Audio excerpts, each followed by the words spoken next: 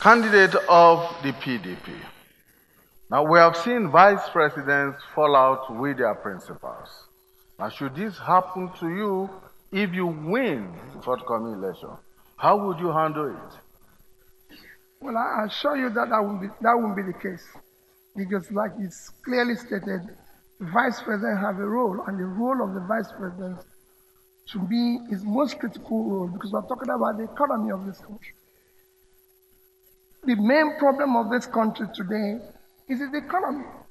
The economy is on the knees.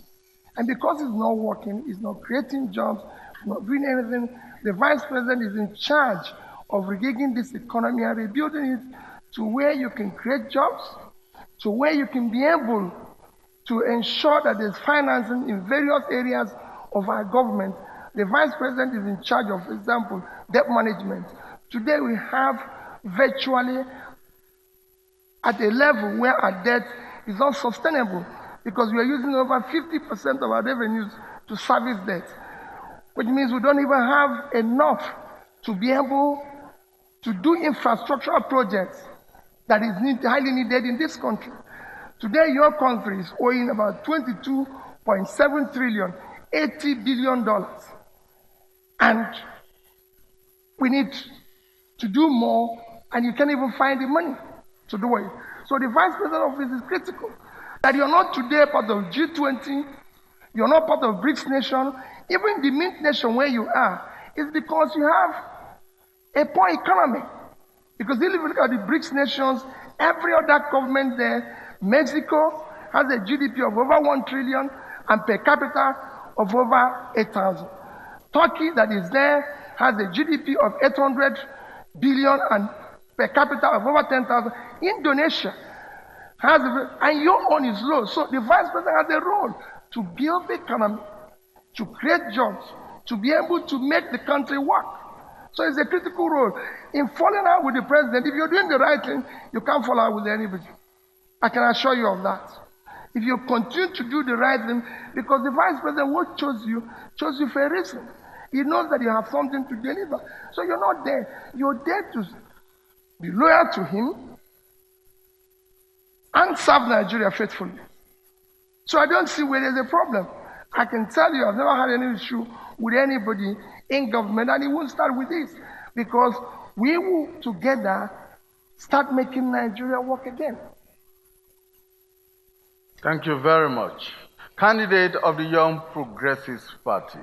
We run a presidential system of government which concentrates a lot of power in the office of the president. In a situation where you have a principal who hardly relinquishes power and authority, even when the Constitution mandates him or her to do so, how do you deal with such a situation?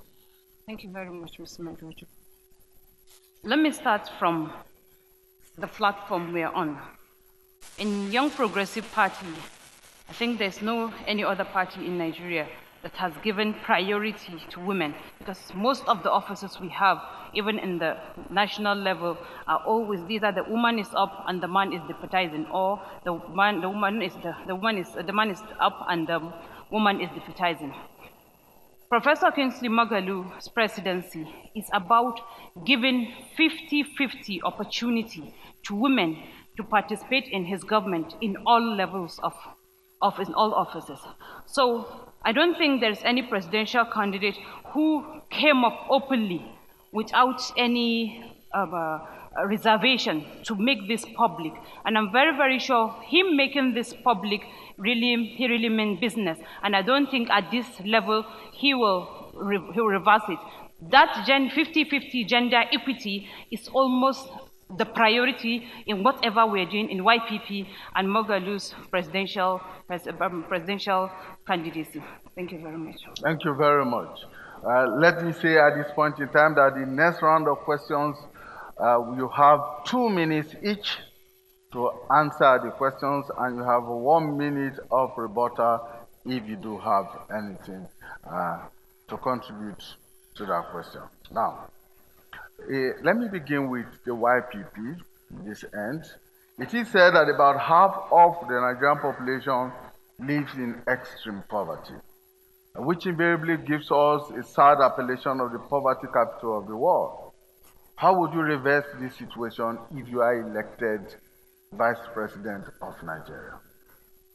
Well, this question is taking us back to job creation and economy. Economy is the backbone of each and every country, we all know that. And the economy of Nigeria, as we all know, it's not giving us what we are expecting. So economy alone can never be over-exaggerated because an economy constitutes of the constitutional restructuring, healthcare, security, education, youth empowerment, employment opportunities or job creation. Let's take the constitutional restructuring. As Professor Kingsley Moghalu has in his own plan to restructure Nigeria, but constitutional restructuring, because I know everybody today is busy talking about restructuring, but we are talking of the real constitutional restructuring, whereby the central will, as it distribute power down to the 6 geopolitical zones and give them opportunity to test run and to own the resources they produce and control them. This is a very, very major thing that will bring back our economy into life and create jobs. And the second thing is power. If at all today in Nigeria we are able to decentralize the grid and distribute power and to make a grid in all the 6 geopolitical zones, there will be job creation. There will be enough power or 24 uninterrupted power supply, and solving power issues alone can solve 70 or 80% of Nigerian problem, because power is what is holding us back today. If at all in South Africa they have only 75 million population and they are producing 50 something. Okay, thank you very much. Candidate of the PDP. Now, closely related to that question is the fact that the aggregate investment in Nigeria in 2018 is put at about $60.8 billion, only 13.6% of our GDP. It has never gone above 16% in the last 10 years. Now, why have we failed so woefully? And what are you going to do differently as a government? If you look at the economy, aggregate investment is not where I'm going to look about. Now look at the shallowness of the economy, starting from everything. If you look at, let me just use one thing, your capital market. Your capital market today is only $30 billion. It just lost $2 trillion anyway, about almost $8 billion in the past 1 year. But look at it, South Africa is $900 billion. The second economy in Africa. That shows the shallowness of your economy, because what you're doing is that you have a government that is trying to do what it's not supposed to do. The role of government is supervision and create the support and the guarantees that will enable private sector to drive the economy. So that investment needs to triple, because it's even low compared with that's why your size of your economy is very shallow. So for us, and that is why it's not creating jobs.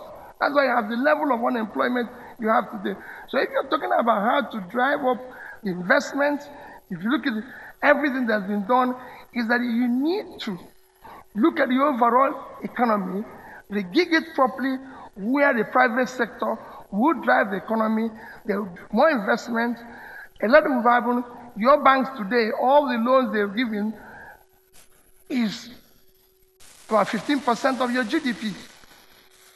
When other countries are doing 50, 100%, China alone is doing 250% of their GDP as credit to businesses, to private sector. And you can see why you have better investment in other nations than Nigeria. Thank you very much, candidate of the All Progressives Congress. Whereas in 2018, Nigeria had an aggregate investment of $60.8 billion. A country like China has an aggregate investment of $5 trillion.